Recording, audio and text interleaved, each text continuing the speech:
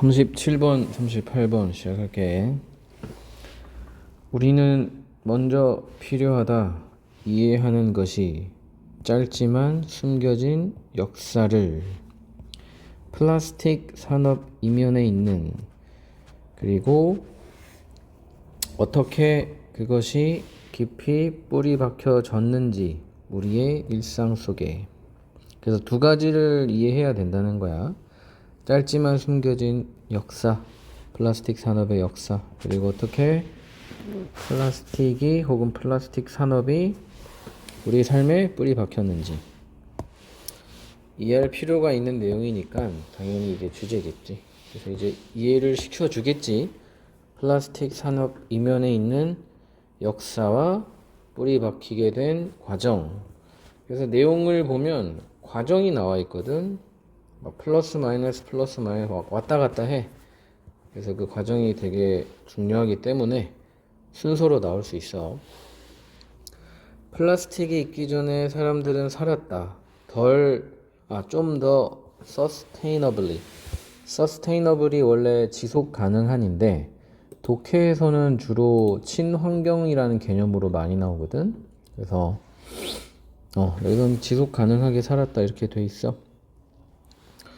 훨씬 더 적은 쓰레기 문제와 함께, 뭐보다 우리가 오늘날 직면하고 있는 것보다. 그래서 뉘앙스가 플라스틱이 문제를 일으켰다는 뉘앙스지. 하지만 연결하고 플라스틱의 발명 이후에 그것의 빠른 adoption이구나, 미안. 채택. 2차 세계대전 동안의 채택. 그리고 그것의 폭발, 컨슈머 굿즈로 들어가는, 그래서 폭발적 증가라고 돼 있고 소비재라고 한 단어로 돼 있네. 소비재로 들어가는 그것의 폭발적 증가. 그래서 빠른 채택 그리고 폭발적 증가. 잠깐만, 이게 여기서부터 주어 동사니까 이게 애프터에 다 걸리는 거라고 봐야 될 것 같은데. 진정. 플라스틱의 발명, 플라스틱의 빠른 채택, 도입 해도 되겠지. 그리고 그것의 폭발적 증가. 요 세 가지. 그래서 미안해, 요 가로를 대가로로 해야 되나? 그러죠. 이렇게 애프터 9가 이거를 다 가져가고 있구만. 이 세 가지 이후에 플라스틱이 모든 곳에 있게 되었다. 옛날엔 플라스틱 없던 시절이었는데 어떤 과정을 통해서 플라스틱이 만연한 세상이 되었다. 증가하는 산업, 그 증가하는 산업, 플라스틱 산업이겠지. 은 come to 부정사, 뭐뭐 하게 되다라는 표현이야. 상징하게 되었다. 편리함과 번영을. 아메리칸 드림의. 아메리칸 드림은 보통 그냥 아메리칸 드림이라고 기억해. 이 꿈은 대가와 함께 왔다. 마이너스가 있다는 거지. 프라이스, 코스트 다 똑같아. 희생양. 그래서 편리하고 편리함과 번영의 상징인데 뭔가 부정적인 요소가 있다는 거야. 시간이 지남에 따라 사람들은 알아채기 시작했다. 환경적 영향을. 그리고 초기의 씨앗, 오늘날의 환경운동의가 심겨지게 되었다. 즉 플라스틱의 등장으로 인해서 환경에 대한 걱정 혹은 관심이 생겨나게 됐다는 거겠지.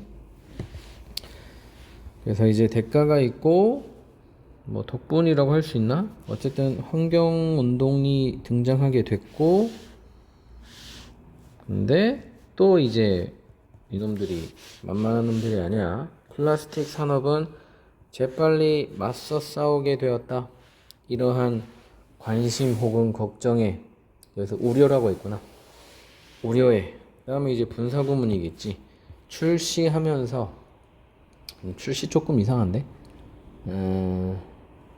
시작하면서라고 돼 있어. 캠페인을 시작하면서. 어떤 캠페인? presented recycling 재활용을 제시하는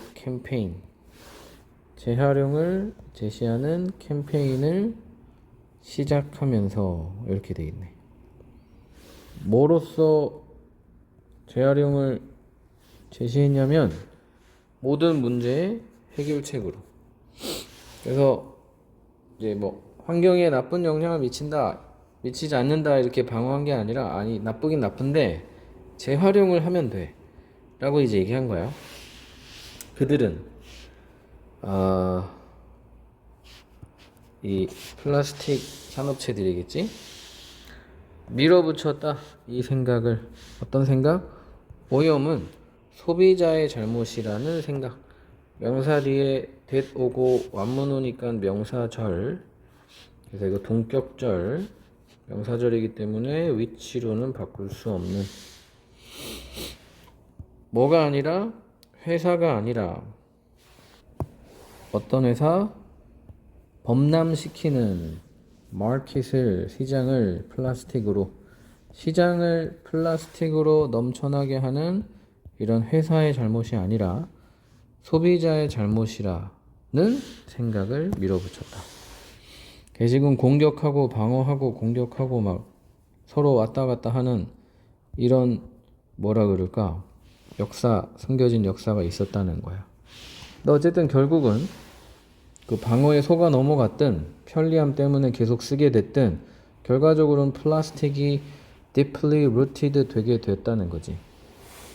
그래서 이런 여러 과정을 통해서 플라스틱이 우리 삶 속에 뿌리 박혀지게 되었다. 그런 과정을 설명한 글이다 라고 이해하면 되고, 38번 쿤이 제시한 것처럼 우리의 proposition, 여기서는 명제라고 해석이 되고 theory가 동의어로 가능하겠지. 이론, 세상에 대한 이론은 다 심겨져 있다. implanted, embedded. 뭐 속에? 패러다임 속에. 이탈릭체로 써 있잖아. 그러면 이탈릭체가 소재자, 어려운 소재 같은 경우는 그 자체가 주제가 돼. 그래서 바로 뒤에 이제 또 설명을 해줘. 패러다임이란 무엇인가. 즉 하면 돼. 즉 간략하게 말해서 네트워크. 뭐의 네트워크? 서로 연관된 약속의 네트워크. 뭐에 대한 약속이냐? 특정 이론에 대한, 그리고 주제의 개념에 대한, 그리고 방법론적 간행에 대한 약속. 상호 연관된 약속. 쉽게 말하면 패러다임은 다 같이 동의하는 어떤 개념에 대한 약속인 거야. 우리 A를 A라고 정하자. A는 A인 거야. 뭐 이런 개념 정인 거지. 그래서 서로 간에 예를 들어서 뭐라고 할까? 명칭 정의랑 비슷하다고 보면 돼. 그래서 이제 흑심으로 글자를 쓰게 만드는 걸 연필이라고 하자라는 서로 간의 약속. 그래서 이제 이게 바로 패러다임인데, 패러다임의 정의도 중요하고, 이 패러다임이, 그리고 이제 항상 얘기하지만은 이 소재 중에 하나가 어떤 분야인가에 대한 거야. 지금 이 과학 분야거든. 그래서 과학 분야에서의 패러다임이란 무엇인가. 그리고 뒤에 한 가지가 더 나와. 그리고 그 패러다임의 특징은 무엇인가. 요 정도를 주제로 삼으면 되겠지. 따라서 과학자들이 수행할 때 undertake, conduct, 연구를 수행할 때 과학자들은 연구를 수행한다, 그렇게 한다. 뭘로부터? 특정한 패러다임 속으로부터. 그러니까 어떤 뭐랄까 틀인 거지. 쉽게 얘기하면 틀. 프레임이야, 프레임. 어떤 프레임 속에서 서로 간에 약속된 어떤 약속 대련 같은 거지. 그런 서로 간에 어떤 기본 개념을 깔아놓고 그걸 전제라고 보면 되겠다. 그걸 전제로 실험을 한다는 거야. 예를 들어서 중력이 있다는 전제로 실험을 한다거나, 심지어 가장 정확한 measurement를 측정이라고 하면 되겠지. 측정조차도 이렇게 sensible, 분별력이 있는, 말이 되는, reasonable 이런 거랑 비슷해. 합리적인. 이게 sensitive랑 전혀 달라. 이거는 민감한이거든. 사리에 맞는다. 뭐로부터? 그러한 패러다임 안으로부터만. 그래서 너무 당연한 것조차도 패러다임이 전제 조건이 있어야지 맞는 거야. 우리가 알고 있는 거. 뭐가 있지? 예를 들어서 원주율이 3.14라는 전제를 가지고 뭔가 수학을 풀이한단 말이지. 그래서 당연한 것조차도 어떤 패러다임 안에서만 가능하다는 거. 자, 이게 또 대놓고 예를 하나 줘. 살펴보는 것. 어디를 통해 보는 것 할까? 현미경을 보는 것은 말해준다 너에게 아무것도 말해주지 않는다 라고 의역하자. 뭐 하지 않는 이상 너가 이미 정보를 받지 않은 이상 뭐에 대해서? 특징에 대해서. 뭐의 특징? 그 도구의 특징. 현미경이겠지. 즉 현미경은 이럴 때 쓰는 거야. 물건을 어떤 세포 조직을 확대해서 볼 때 쓰는 거야 라는 전제 조건이 없으면 이 현미경을 가지고 뭐 사람을 때리는 건지 아니면 현미경으로 뭐 별을 관찰하는 건지 이상한 짓을 하게 된다는 거야. 전제 조건. 현미경은 아주 작은 걸 크게 확대하는 거야 라는 전제 조건에 해당하는 개념, 패러다임이 있어야지 의미가 있어진다는 거지. 그래서 정보를 받지 않는 이상은, 알게 되지 않은 이상은 쓸모가 없다. 뭐에 대해서? 어떤 그 도구의 본질에 대해서. 그리고 무엇을 너가 봐야 하는지에 대해서. 그래서 the nature of what절. 요게 이제 명사인 nature of랑 nature이랑 명사절이 about에 다 걸리는 거라고 생각하면 돼. 명사절이 어쨌든 에 대한 주어지지 않는다면 현미경으로 보는 것은 아무 의미가 없다. 너에게 아무것도 말해주지 않는다. 따라서 결론이니까 얘도 중요한 내용이겠지. 우리가 이거 목적어 빠진 불합문이라서 what 쓰는 거야. 우리가 과학에서의 엄청난 진보라고 부르는 것은 not A, rather B. 움직임이 아니다.